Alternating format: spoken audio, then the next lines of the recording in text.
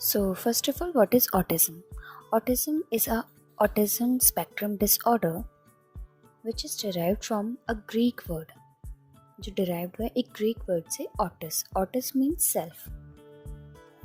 अगर आप लोगों ने कभी ऑटिज्म के बारे में सुना हो या फिर किसी भी पर्सन को देखा हो जिसे ऑटिज्म हो, तो वो पर्सन बहुत ज़्यादा दूर दूर रहते हैं, किसी से बात करना पसंद नहीं करते, आई कांटेक्ट नहीं करते हैं।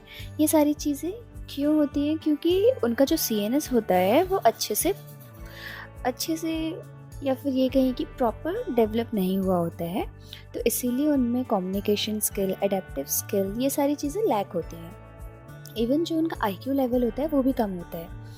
कम होने की वजह से प्रॉपर तरीके से वो कम्युनिकेशन स्किल, एडेप्टिव स्किल्स, ये सब कुछ नहीं कर पाते हैं। और जो ऑटिज़म होता है वो विद इन 30 मंथ्स में हो जाता है आफ्टर बर्थ। मतलब कि अगर एक न्यूबॉर्न बेबी हुआ है तो उसको अगर ऑटिज़म होना होगा तो वो 30 मंथ्स में हो जाएगा, उसके बाद फिर ऑटिज़म नहीं होता।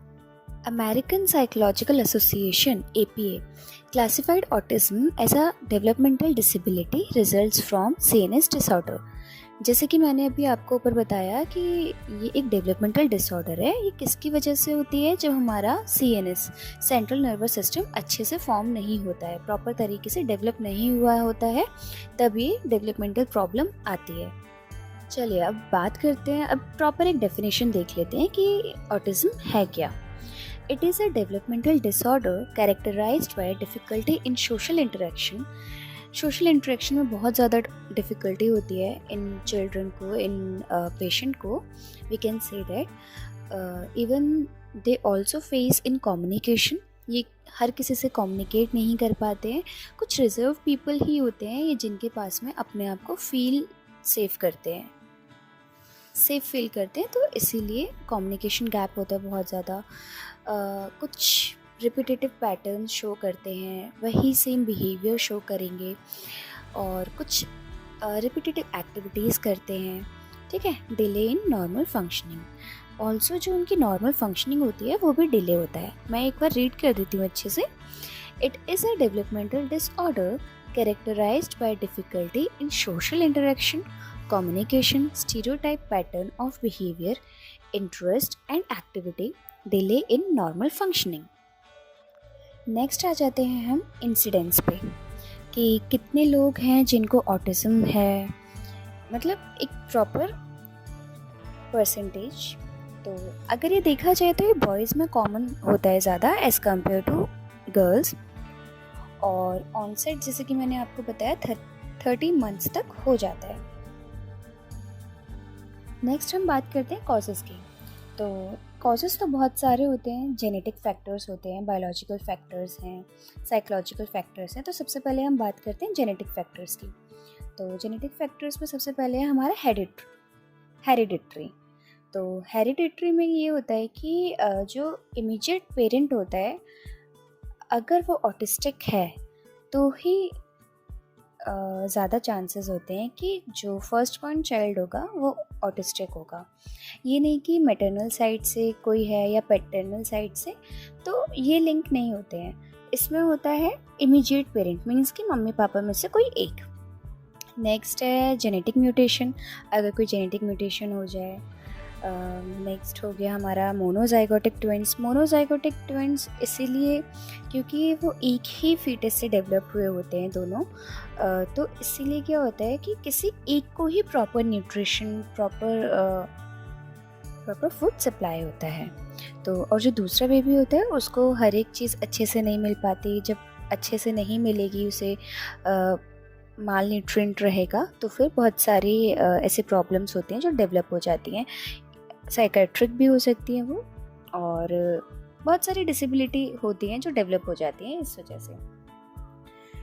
फिर है हमारा deletion, duplication of chromosome. Like किसी भी एक क्रोमोसोम में अगर डुप्लीकेशन हो गया या फिर कोई एक डिलीट हो गया, तो ये सारे रीजंस होते हैं हमारे जेनेटिक फैक्टर्स जो ये होते हैं वो कॉज करते हैं ऑटिज्म।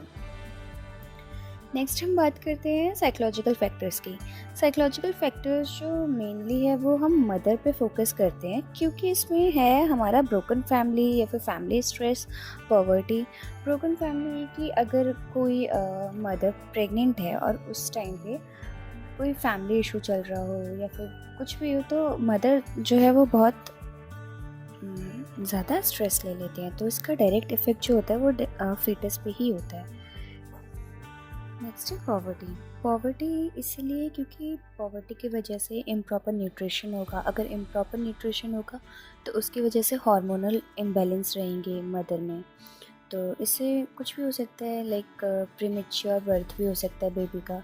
तो ये भी बहुत सारी चीज़ें कॉज कर सकती हैं। Even also it also causes autism.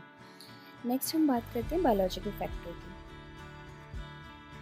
Abnormality in brain functioning, temporal lateral lobe brain stem. ठीक है, टेम्पोरल इसलिए है क्योंकि टेम्पोरल में लोकेटेड होता है हिप्पोकैम्पस, और हिप्पोकैम्पस का काम होता है मेमोरी स्टोर करने का। नेक्स्ट है हमारा एलिवेटेड प्लाज्मा सेरोटोनिन। सेरोटोनिन एक न्यूरोट्रांसमीटर है। अगर ये सेरोटोनिन इंक्रीज रहता है, एलिवेटेड रहता है, तो इसकी वजह से रिपीटेटिव बिहेवियर कॉज होते हैं, इसकी वजह से और ज़्यादा रिपीटेटिव बिहेवियर शो करते हैं ये बच्चे पेशेंट। ठीक है, नेक्स्ट है कि अगर being born to older parent, like इसमें मेनली बात करते हैं मदर की, क्योंकि जो मदर होती है उनके सेल्स एक्टिव नहीं होते हैं ज़्यादा, तो ये भी एक कॉज होता है ऑटिज्म का। नेक्स्ट हम बात करते हैं साइंस एंड सिम्टम्स की। IQ level is below 70, that is 40% to 30%। जैसे कि मैंने ऊपर बताया था कि ऑटिज्म के बच्चों में IQ लेवल लो होता है। Avoiding eye contact, delayed speech and communication skills, being upset by relativity minor changes.